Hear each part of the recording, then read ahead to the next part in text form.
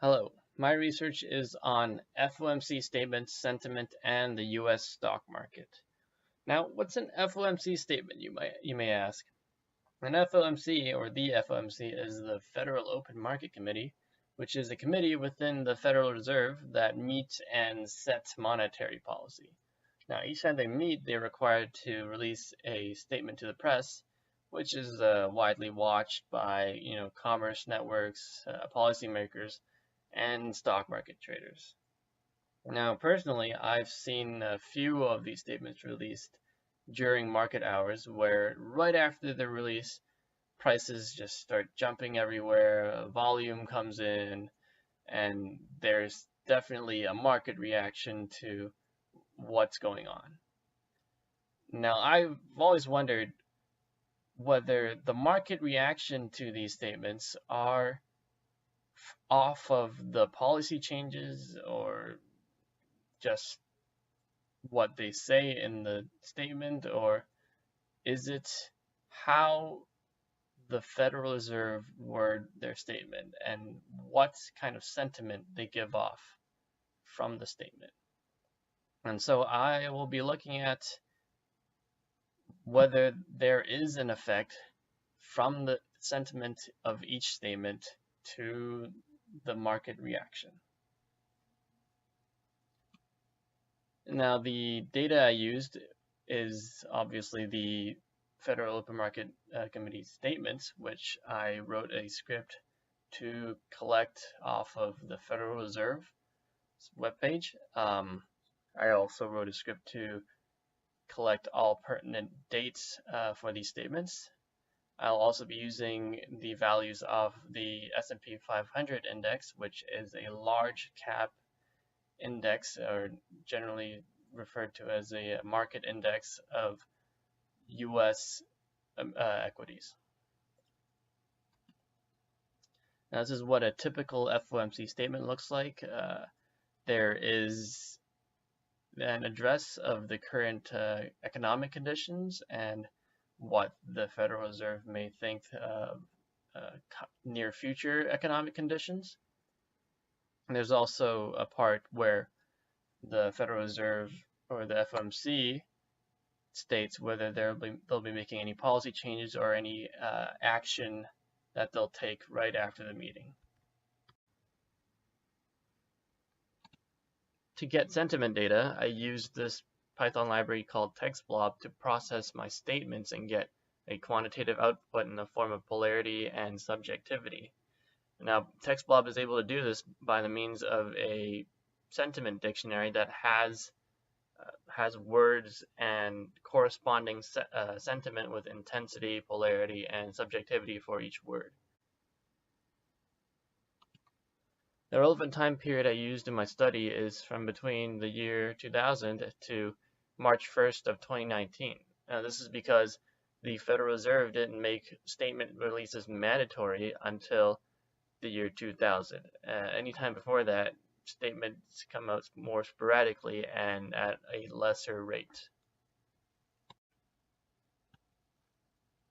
These are some of the important variables that I use. Polarity is an indicator of positivity versus negativity in the statement. -1 being extremely negative and +1 being extremely positive. Subjectivity is a measure of objectivity versus subjectivity in the statement, 0 being objective and 1 being subjective. Closed PCT returns 1 period percentage change of the closing value of the S&P 500 index. I created this to sort of detrend the stock index, or otherwise you would have autocorrelation problems. ABS return is the absolute value of the previous number. I also have two categorical variables. One is the US president, and the other is the chair of the Federal Reserve, to see if there's any correlation between the statement returns and the stock market index returns and the tenure of these people. The chair people I'll be looking at in my data set are Alan Greenspan, this is a very old photo, Ben Bernanke, Janet Yellen, and Jerome Powell. US presidents I'll be looking at will be Bill Clinton, George Bush, Barack Obama, and Donald Trump.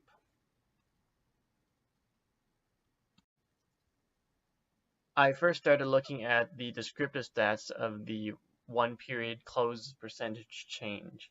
As you can see, at statement equals 0, which means there is no statement, there's around 4,600 counts, and the mean is it seems pretty insignificant at 0.0001. If you look at this is a similar number where a statement equals 0, which means that a statement was released. There's 162 observations, which means there's 162 statements that I'm taking into consideration in my dataset, and that the mean is actually an order of magnitude higher than the previous mean.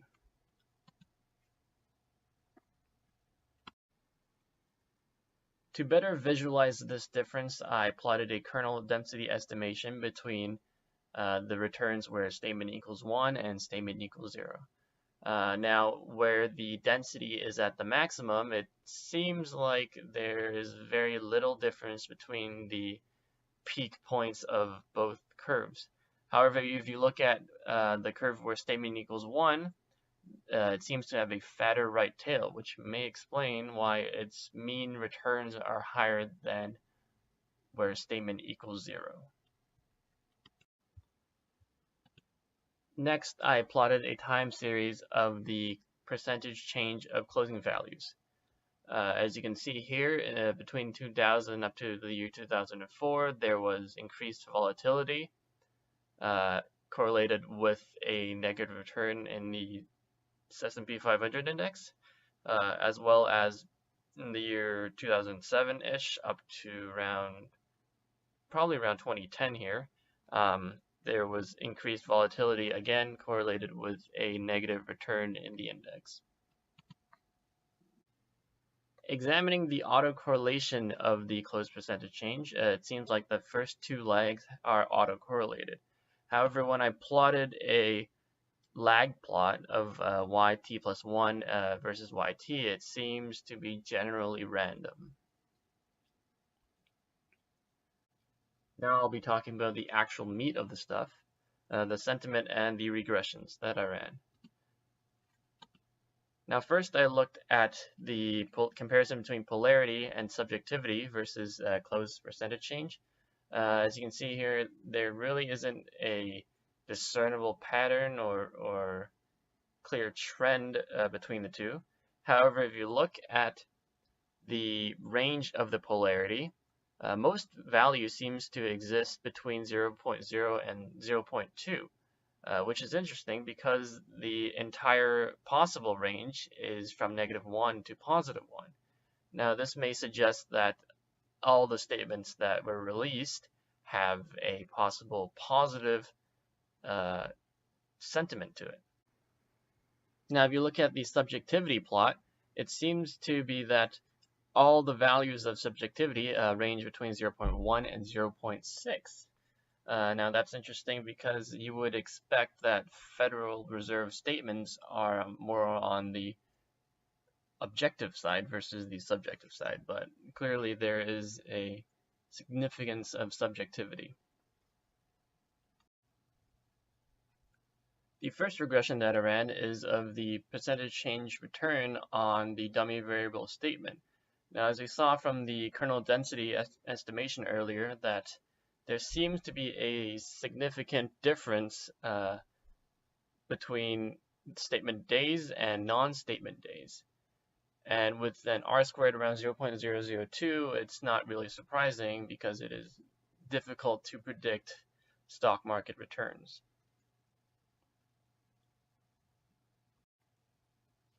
It's also interesting to note that polarity and subjectivity have a positive coefficient with the return, which indicates that there might be a correlation between positiveness of a statement as well as a more subjective statement with stock index returns. Next, I added in the dummy variable of president. As you can see, each president isn't very significant in their correlation with stock index returns. However, it seems that Obama has a slightly more significant positive correlation with stock index returns. However, this might be due to the fact that for most of Obama's presidency, the stock market was in a so-called bull market. Polarity and subjectivity here still exhibit the same large p-values and don't seem very significant at all.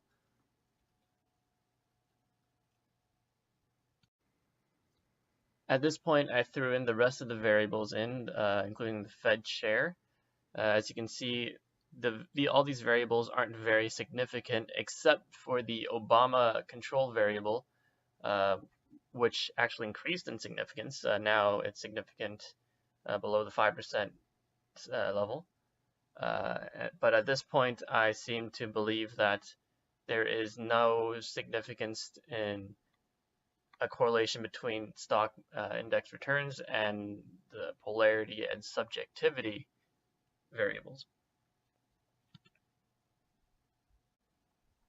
Taking this, I went back and removed the polarity and subjectivity variables and replaced it with the statement variable. And it seems that with regression on statement, and of course the control variables, that it is still significant and it has still a positive correlation with stock index returns. At this point, I was wondering why there was such a large discrepancy between the significance of a statement and the significance of the polarity and subjectivity variables. Now, this led me to think back to how the data set is, where statement is actually a 1 wherever there is a polarity and subjectivity, else they are all 0. Now, thinking about that led me to realize that those variables are actually very highly correlated, and there's a possibility of multicollinearity with it. So I ran another regression just with polarity and the control variables, which came out with a pretty significant t-stat as well as a significant p-value that's below the 1% level. I did the same thing for subjectivity, again a significant t-stat and p-value. What's interesting here is that the polarity coefficient is an order of magnitude higher than a subjectivity coefficient, even though that polarity and subjectivity are both around between 0 and 1. Next, I ran a regression of the 2% change on polarity and subjectivity, and as expected, polarity and subjectivity both report insignificant p-values, which reinforces my belief that they are exhibiting collinearity. And in a plot of the polarity and subjectivity, it doesn't look that much different from the 1 period percent change, aside from being slightly larger in scale. To look at the relation between magnitude and sentiment, I used the absolute value of the 1 period percent return and regressed it on the subjectivity.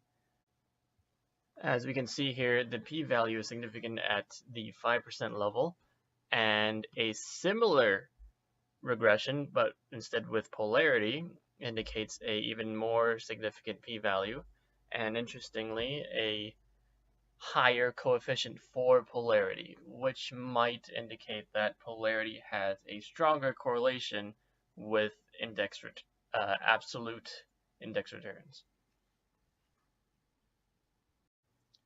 Now, once I added the rest of the control variables back in, the p-value for polarity has went up a little bit, but the coefficient is still pretty large, which indicates that a positive statement from the Fed might be correlated with larger stock index returns.